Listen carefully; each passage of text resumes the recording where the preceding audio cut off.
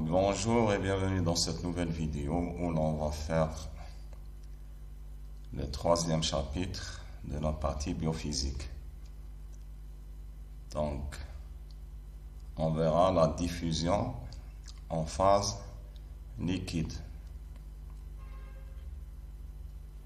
Puisqu'il existe la diffusion en phase solide ou bien en phase gazeuse. Nous, on va nous intéresser à la diffusion en phase liquide. Donc, on va d'abord donner la description du phénomène de diffusion. Donc, au sein d'un même compartiment. Ensuite, au travers ou bien à travers une membrane. Alors, la diffusion, c'est un transport moléculaire du soluté de la région où il est le plus concentré vers la région où il est le moins concentré, jusqu'à ce que les molécules du soluté soient distribuées uniformément dans toute la solution. Donc, supposons que j'ai par exemple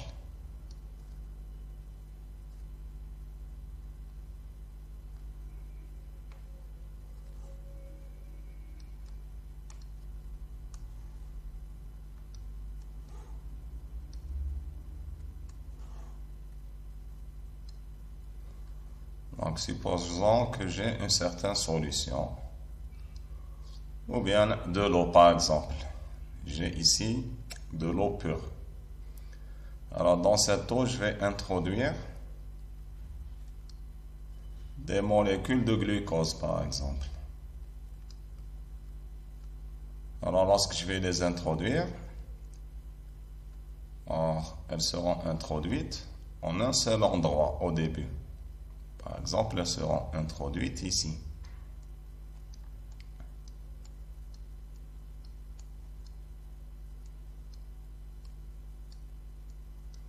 Comme ça.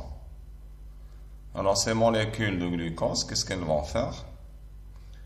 Elles vont diffuser. Donc, si on prend cette partie, si on prend uniquement cette partie de la solution, cette partie-là, la concentration de glucose dans cette partie de la solution n'est pas la même que, par exemple, ici, où la concentration, c'est 0. Par contre, ici, dans cette partie-là, la concentration est très importante. Donc, qu'est-ce qui va se passer? Les molécules vont essayer de se disperser. On dit qu'elles vont diffuser de telle manière que leur concentration dans chaque partie de la solution soit la même. Donc ces molécules-là vont se répartir comme ça. Comme ça. À la fin de la diffusion, on aura ça.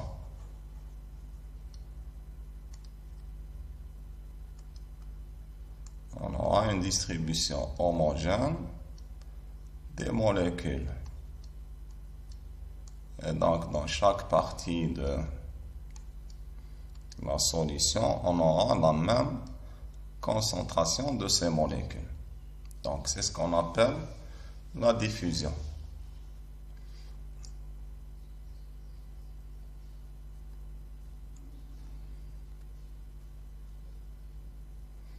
Alors, si j'ai par exemple une partie comme ça, alors même si elles sont réparties comme ça, alors si j'ai par exemple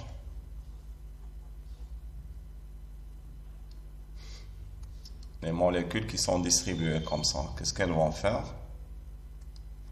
Elles vont se déplacer comme ça, de telle manière à ce que elles cherchent toujours à ce que leur concentration soit la même dans toutes les parties de la solution.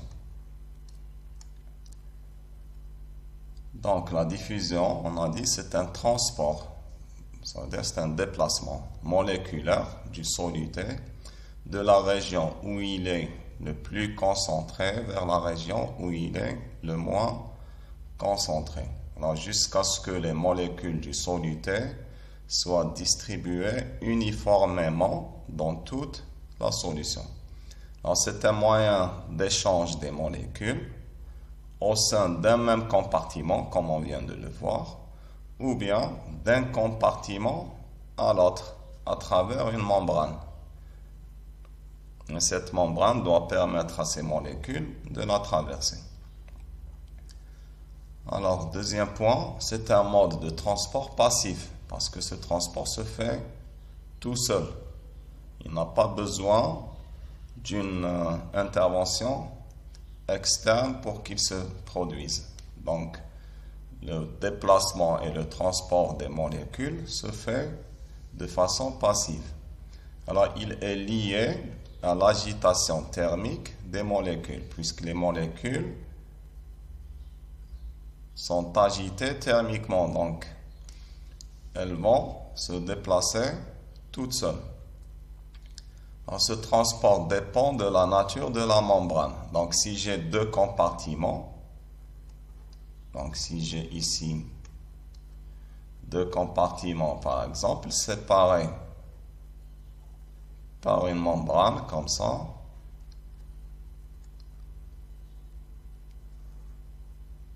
donc tout dépendra de la nature de cette membrane. Si cette membrane est semi-perméable, ça veut dire qu'il ne laisse passer que l'eau. Là, il n'y aura pas de diffusion. Ces molécules ne pourront pas traverser la membrane. S'il s'agit d'une membrane dialysante et qu'elle laisse passer ces molécules, par exemple le glucose, donc leurs pores seront assez grands pour laisser passer les molécules de glucose par exemple, et donc dans ce cas-là, les molécules pourront diffuser de telle manière à ce que la concentration dans les deux compartiments soit la même des deux côtés. Donc, ça dépend de la nature de la membrane. Alors, la nature de la particule diffusée. Donc, ça dépend aussi de la nature de la particule diffusée. Si elle est neutre ou chargée, micro ou macromolécule.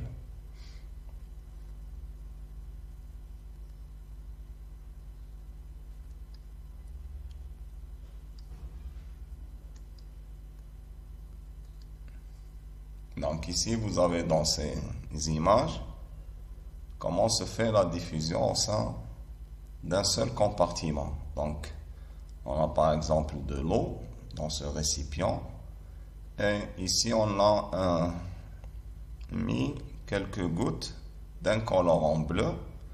Donc, alors, sous l'effet de la gravitation, les gouttes vont descendre vers le bas, mais par diffusion, les particules du colorant vont diffuser dans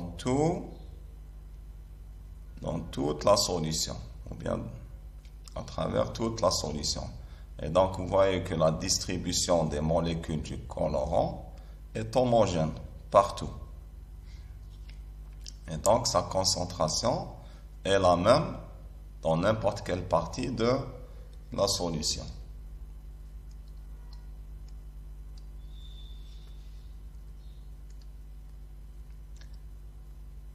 Alors maintenant, on va parler des utilisations du phénomène de diffusion en médecine.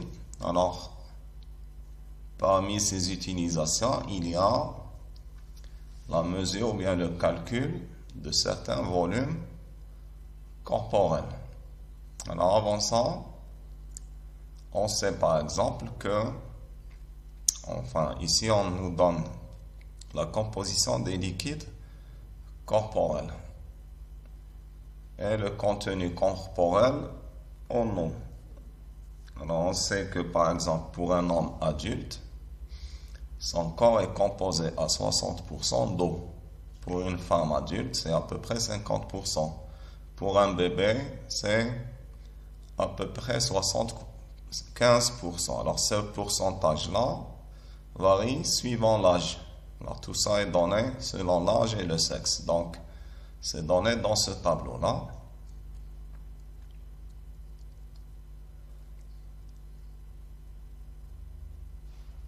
Alors, cette eau que contient le corps est divisée, ou bien elle est répartie sur plusieurs compartiments, qu'on appelle les compartiments liquidiens.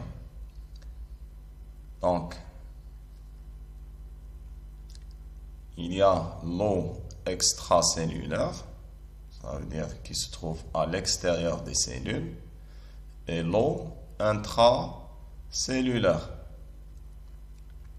qui se trouve à l'intérieur des cellules. Alors l'eau, ou bien le liquide extracellulaire qui se trouve à l'extérieur des cellules, se divise en deux parties. Alors l'eau du plasma, qui représente environ 5%, et le liquide interstitiel, ça veut dire le liquide qui se trouve entre les cellules. Alors le plasma et le liquide interstitiel constituent le liquide extracellulaire, ça veut dire à l'extérieur des cellules. Et aussi nous avons le liquide intracellulaire qui représente environ 40% du poids du corps humain. Alors l'eau corporelle, on a dit pour un homme adulte, c'est environ 60%. Alors en détail, donc on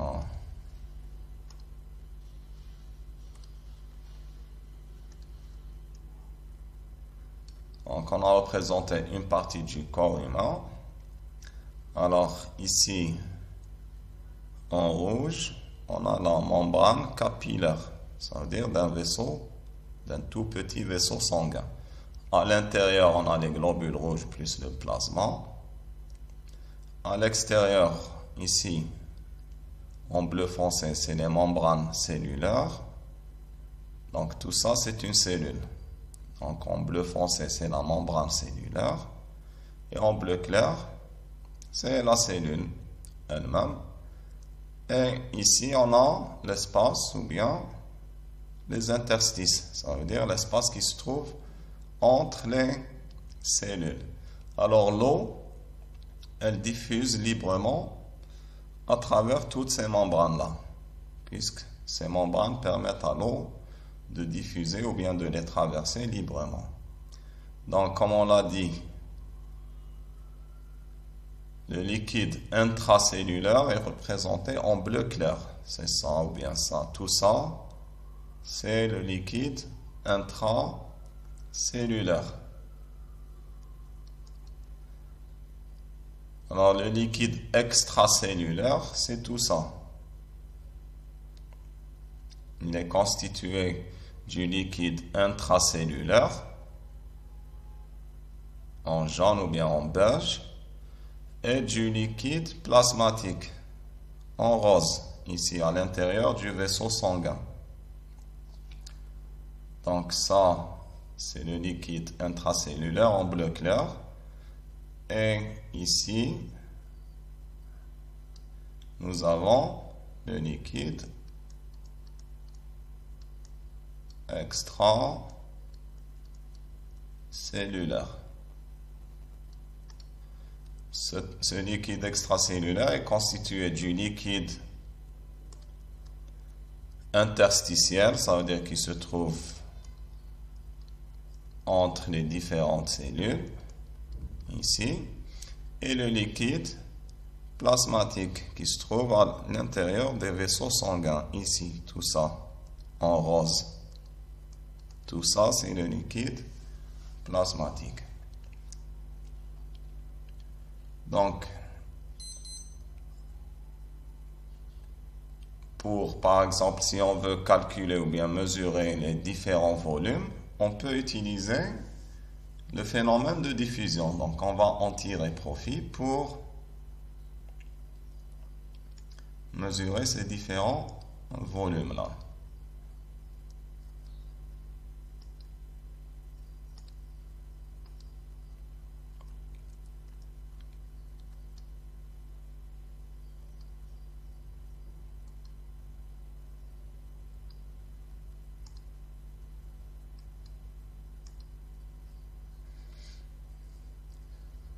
Alors, la mesure des volumes corporels, elle est basée sur un principe. Alors, je vais vous l'expliquer.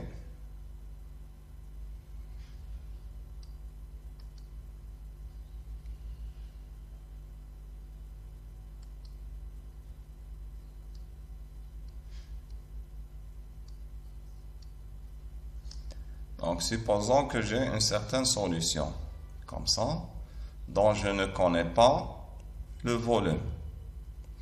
Alors, pour mesurer ou bien pour calculer son volume, qu'est-ce qu'on fait? On prend, par exemple, un colorant, comme ça, un colorant bleu comme ça. On prend une quantité bien déterminée. Donc, on doit savoir à l'avance quelle quantité on va utiliser. Donc, on va prendre une quantité de ce colorant.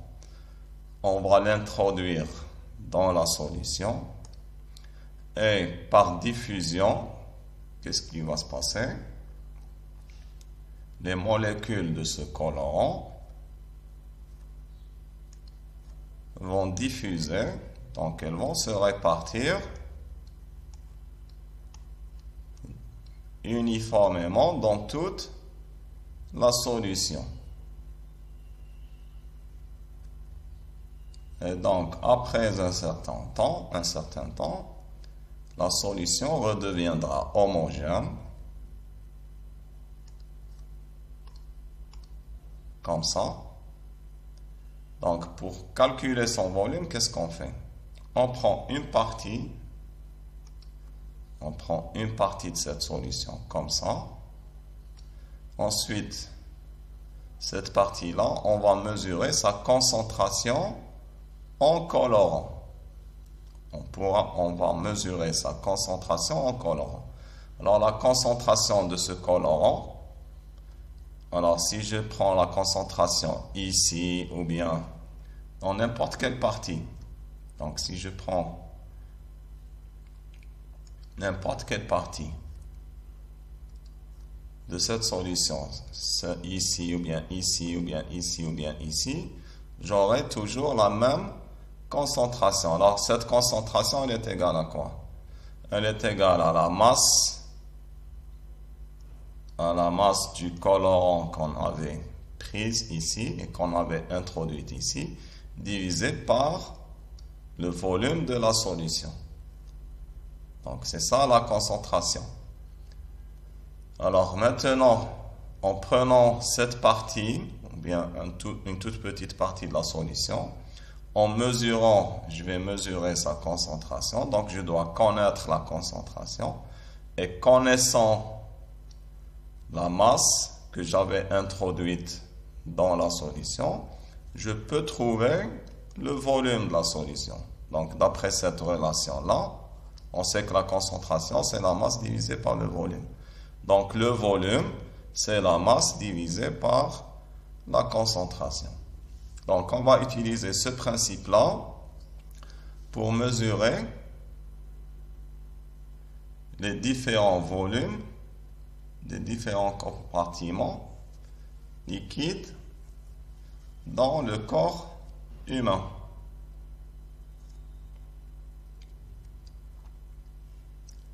Donc, comme on l'avait dit, le volume du compartiment, lors de n'importe quel compartiment en général, c'est la quantité du marqueur qu'on a utilisé, divisé par sa concentration qu'on a mesurée. Donc, comme on l'avait dit, le volume, c'est la masse ou bien la quantité. Ça peut être en mol ou bien en La quantité, ça peut être le nombre de molécules ou bien leur masse. Ça peut être n'importe quelle. On peut la mesurer de différentes manières.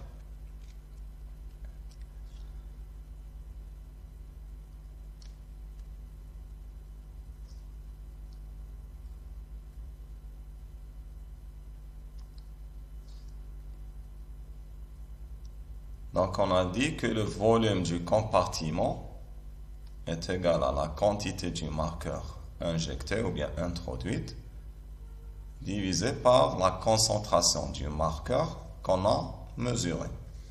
Alors on n'utilise pas n'importe quel marqueur. Le marqueur utilisé doit avoir certaines propriétés. La première, c'est qu'il doit avoir une distribution homogène dans le compartiment d'intérêt. Parce que si le marqueur ne se distribue pas ou bien ne diffuse pas de façon homogène dans tout le compartiment, donc dans ce cas-là, notre méthode n'est plus valable.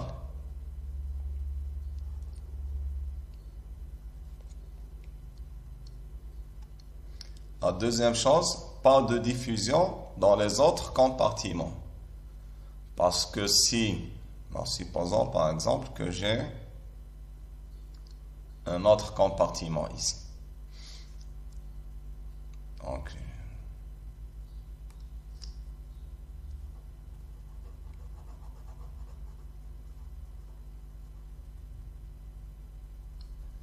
supposons que j'ai un autre compartiment adjacent à celui dont je veux calculer le volume et que le colorant va diffuser ici. Et que le colorant va diffuser ici. Et donc, à la fin, qu'est-ce que je vais avoir? Alors, si j'applique cette relation-là, ce volume que je vais calculer ne va pas représenter le volume que je veux mesurer. Il va représenter le volume des deux compartiments. Donc, il faut que le marqueur que j'utilise ne puisse pas diffuser dans les autres compartiments. Il faut qu'il diffuse uniquement dans le compartiment dont je veux mesurer le volume, qui est celui-là. Alors, troisième propriété, pas de métabolisme ou de synthèse. Ça veut dire que ce marqueur ne doit pas se transformer à l'intérieur du corps. Parce que moi, lorsque je vais prendre la petite quantité pour mesurer sa concentration, je vais chercher la concentration en ce marqueur-là. Si une partie du marqueur s'est transformée en une autre matière, alors là, j'aurai une concentration fausse. Et donc, la méthode ne sera pas valable. Alors, naturellement, le marqueur ne doit pas être toxique pour que la personne ne soit pas à laquelle on va injecter ce marqueur pour qu'on puisse préserver sa santé. Aussi, il faut que le dosage soit rapide, facile et reproductible. Ça veut dire qu'on pourra refaire cette opération plusieurs fois, pas une seule fois. Alors, supposons qu'on le fasse une seule fois et qu'on se soit trompé dans une certaine étape. Donc, il faut qu'on puisse refaire cette opération sans problème.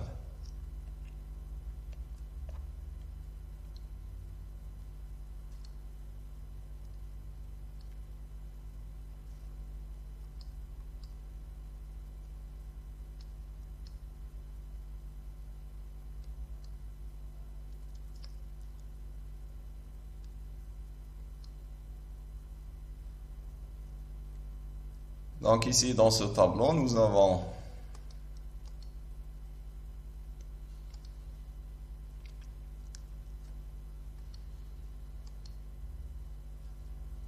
Alors, nous avons les différents types de marqueurs utilisés pour la mesure des différents compartiments liquidiens du corps humain. Alors, si on veut par exemple mesurer l'eau corporelle totale, c'est-à-dire qu'elle soit extracellulaire ou bien intracellulaire, toute l'eau corporelle, pardon.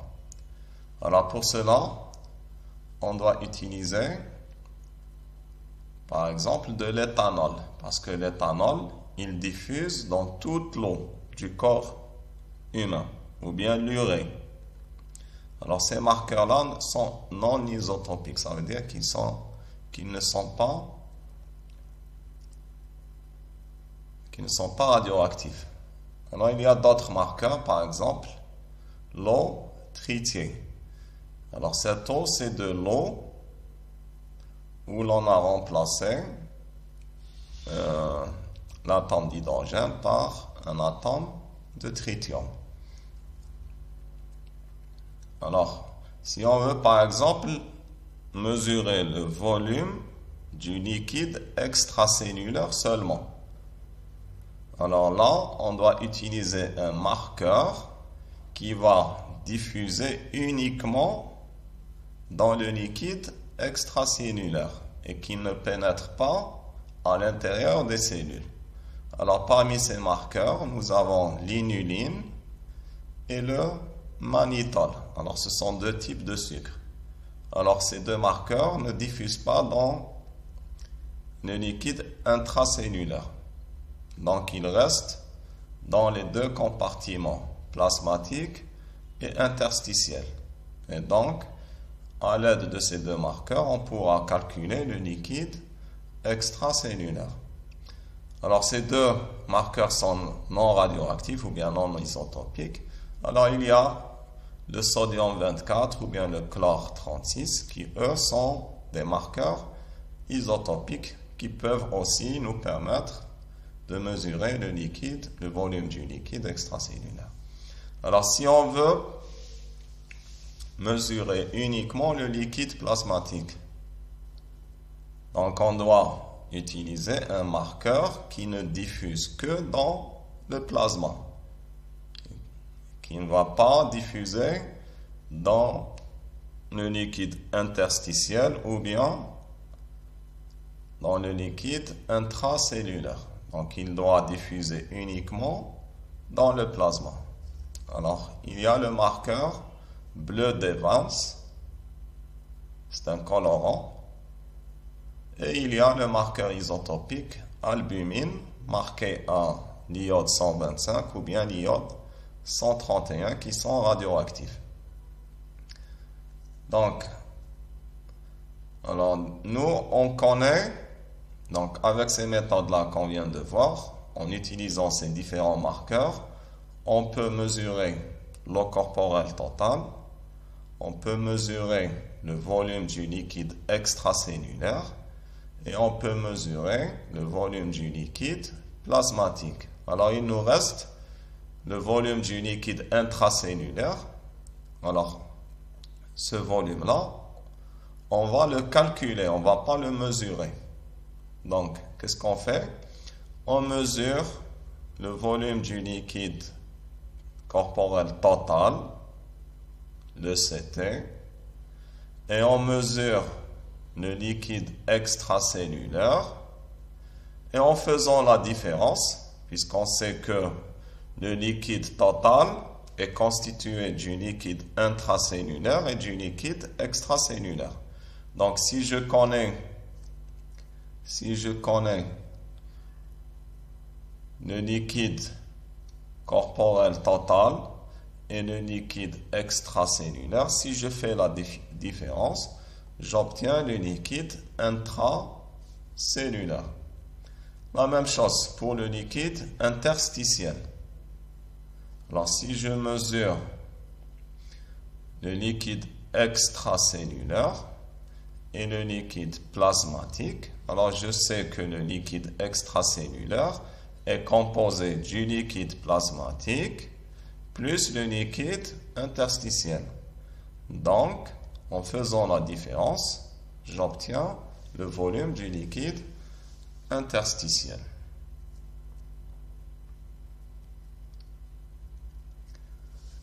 Alors maintenant, si on veut par exemple mesurer le volume sanguin total. Alors le sang, il est composé. Donc le sang est composé de plasma, de globules rouges et d'une toute petite partie de globules blancs.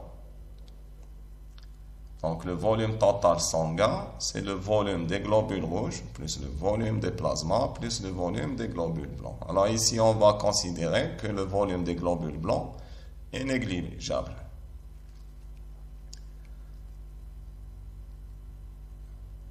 Alors l'hématocrite, alors on va donner d'abord c'est quoi l'hématocrite. L'hématocrite, c'est le rapport entre le volume des globules rouges et le volume.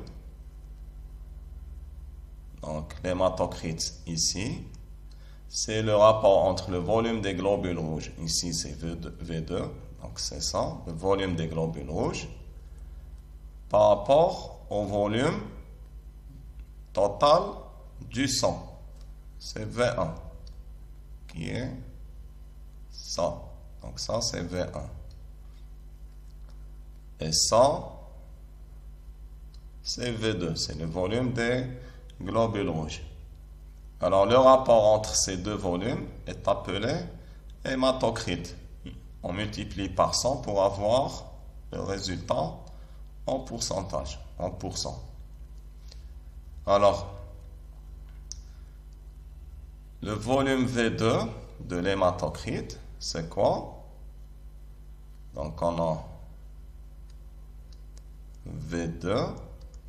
Il est égal au volume sanguin, V1, moins le volume plasmatique.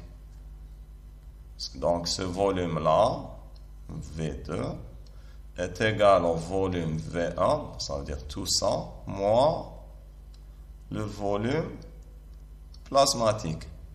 Alors, si je divise V2 sur V1, je vais avoir l'hématocrite,